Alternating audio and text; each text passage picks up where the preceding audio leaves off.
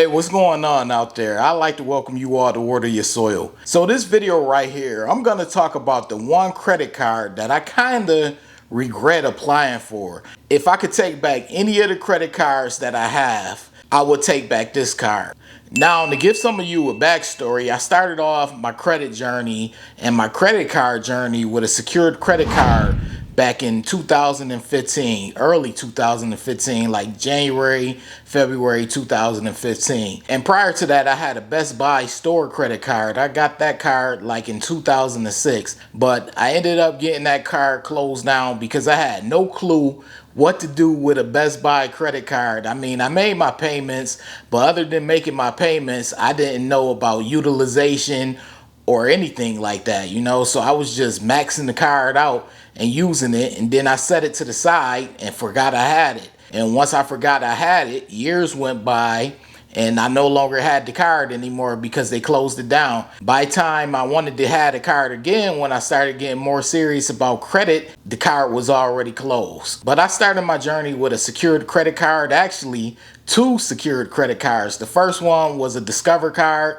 and the second one was for one of my banks. And the reason why I mentioned the secured card, because the one from my bank ended up graduating to unsecured. Actually, both did. The Discover and the bank card graduated to unsecured. But the bank card is one of those cards who would get runner-up for a card that I wish I never applied for. But I can't do that because, of course, it was a secured credit card and it helped me start off on my credit journey. So we're going to fast forward years to me applying for this specific credit card. And yes, I got approved because my credit score was in the excellent range, but they really didn't give me a favorable credit limit compared to the other credit cards that I have. Now, the other credit cards that I have, I like my credit limits, but with them, they didn't give me a favorable credit limit. And I know why. It was my first card with the credit card distributor, so I understand why. But when it actually comes to getting something out of the card, minus the introductory bonus that I did receive, I am not a fan of this card. I mean, I tolerate it, but it's not a card that I go to as a go-to card. And the card that I'm speaking of is the Chase Freedom Flex card. As you can see, I have the Chase Freedom Flex card. As you can see right here, the Chase Freedom Flex. So if it came down to me going through the motions and reapplying for a credit card, I probably would have picked another credit card over this Chase Freedom Flex.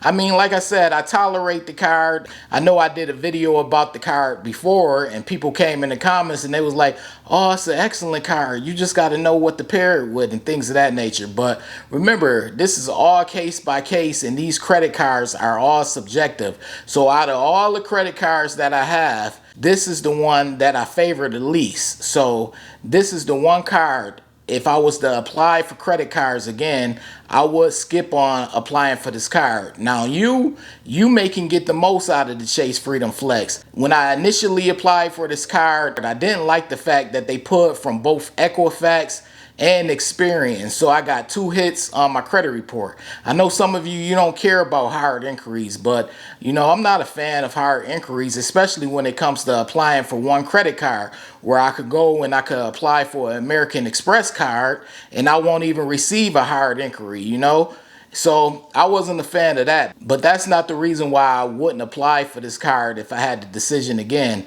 I just don't get enough out of the card. I'm sure there are some of you out there with the Chase Freedom Flex and you get a lot out of the card. And if the card works for you, that's fine. I'm not trashing the card.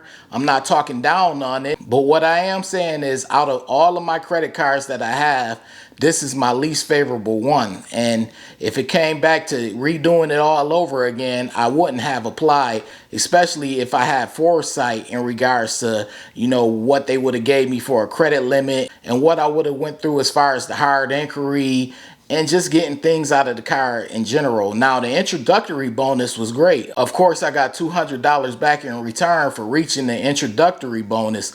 But outside of that, the card has been okay for me. And the card can be great for you. Like I said, I'm not down in it, but it's just been okay for me. And I prefer my Discover card. A big reason why I'm more leaning towards my Discover card is I have a better credit limit, as well as that's my card that started me out on my journey. It graduated from a secured credit card.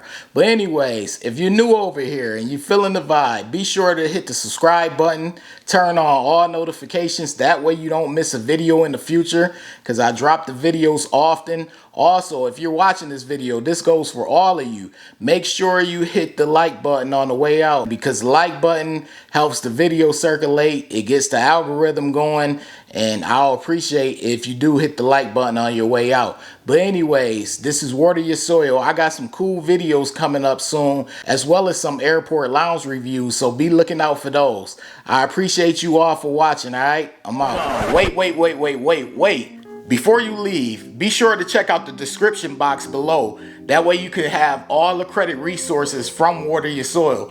Also, be sure to hit the subscribe button, the like button as well, all right?